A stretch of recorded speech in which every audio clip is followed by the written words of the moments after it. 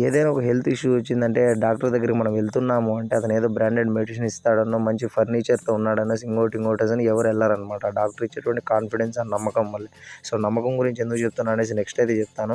So ఈ పంట అయితే జస్ట్ 13 డేస్ క్రాప్ అనమాట. జర్మినేషన్ సరిగ్గా అవ్వడం లేదనేసి మనమైతే ఇచ్చాము. సో ఇప్పుడు 13 డేస్ అయితే అవుతుంది. సో ఆల్మోస్ట్ 90% జర్మినేషన్ అయితే వచ్చిందనమాట.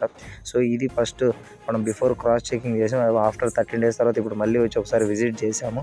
సో నెక్స్ట్ మనం వెళ్ళేటువంటి క్రాప్ ఏదైతే ఉందో సో దాంట్లో కూడా ఏం ప్రాబ్లం ఉందో చూద్దాం. ఇప్పుడు మనం వచ్చిన క్రాప్ వచ్చేసి చెనిక్కాయ అనమాట, వేరుశనగ. సో ఇందులో వేరుకుళ్ళు అనేది ఉంది, అలాగే చెట్లు అనేవి ఎక్కువ జర్మినేషన్ అనేది కాలేదనమాట. సో దీనికి మనం ఇప్పుడు నెక్స్ట్ ఇవ్వబోతున్నాం అనమాట. దాని రిజల్ట్ ఎలా ఉంది కూడా నేను చూపిస్తాను.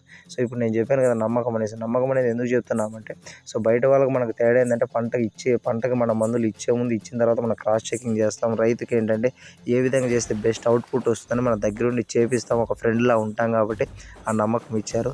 Thank you for the love అండి అందరికీ.